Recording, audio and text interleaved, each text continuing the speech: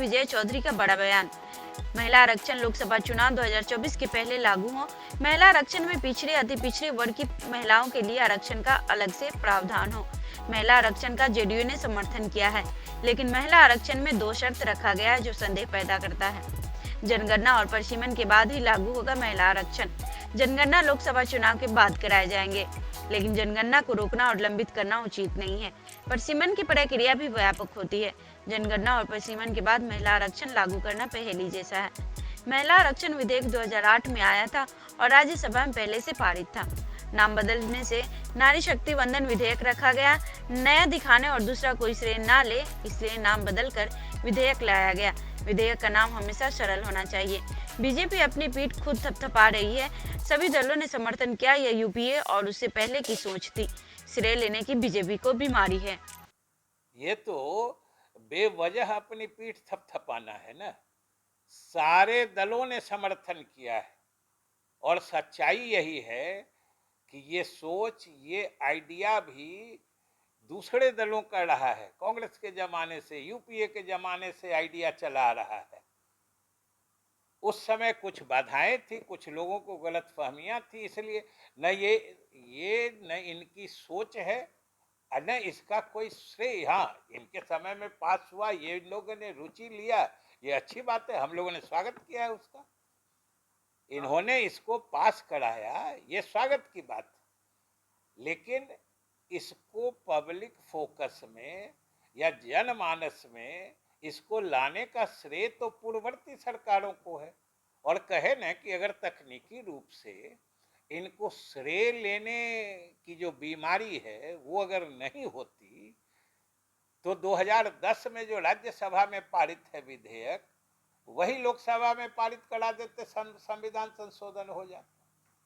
लेकिन कहे न, जो एक तो नारे जुमलेबाजी भी है। अब महिला आरक्षण विधेयक जो नाम सुन के सब समझ जाता, अब ये हो गया नारी शक्ति वंदन विधेयक। अब नारी शक्ति वंदना में क्या क्या चीज होती है, अब अलग अलग समझिएगा। और आपको एक चीज बता दें कि बिहार सरकार तो महिलाओं के लिए आरक्षण के मामले में अग्रणी भूमिका निभाई है और पूरे देश की नजर खोली है।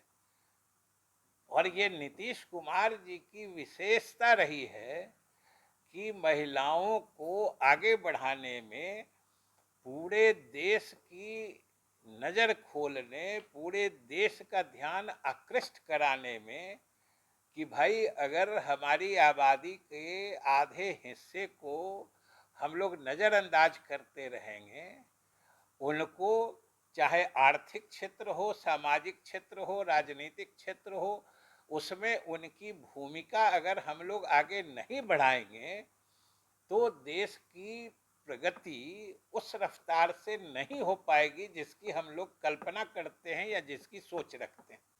इस संविधान संशोधन को महिला आरक्षण के लिए लागू करने से पहले 2 शर्तें लगा दी गई हैं या 2 पेच लगा दिए गए हैं। एक तो जनगणना का काम पूरा होना और उसके बाद परिसीमन का कार्य पूरा होना। और इन दोनों की प्रक्रिया इतनी विस्तृत और इतनी लंबी होती है कि केंद्र सरकार किसी समय अपनी सुविधानुसार इसका समय टाल सकती है। इसी के नाम पर जो जनगणना का, अब समझिए 2021 की जनगणना 23 खत्म हो रहा है, उन्होंने कह दिया है कि 24 के बाद होगा, यानी 25-26 कब होगा उसमें भी डेट नहीं बताया गया है। और एक तो वो हो जाएगा, तब फिर परिसीमन का कार्य होगा, पूरे देश में लोकसभा क्षेत्रों का परिसीमन होगा। वो कितना बड़ा काम होगा। और जब अगर आरक्षण अगर मंशा में दाएं बाएं होगी तो किसी समय किसी बात को लेकर टाला जा सकता है, जो भाई ये नहीं हो रहा है पूरा, वो नहीं हो रहा है पूरा। डिलिमिटेशन में कभी कभी मामला न्यायालय में भी फंस जाता है। तो इसलिए ये कहीं न कहीं संशय की स्थिति पैदा करता है। जो ये साफ नियत से महिलाओं के हित में उनको आरक्षण देने के लिए किया गया है कि महिलाओं के भावना से को जागृत करके राजनीतिक लाभ लेने के लिए आज इसको पारित कराया गया है। और अगर मंशा साफ होती तब तो अगले चुनाव से लागू हो जाता। आज संविधान संशोधन हो गया। हम लोग की मांग है कि पिछड़े अति पिछड़े वर्ग की महिलाओं के लिए अलग से आरक्षण का प्रावधान करके इसको तत्काल 2024 के लोकसभा आम चुनाव से ही लागू किया जाए।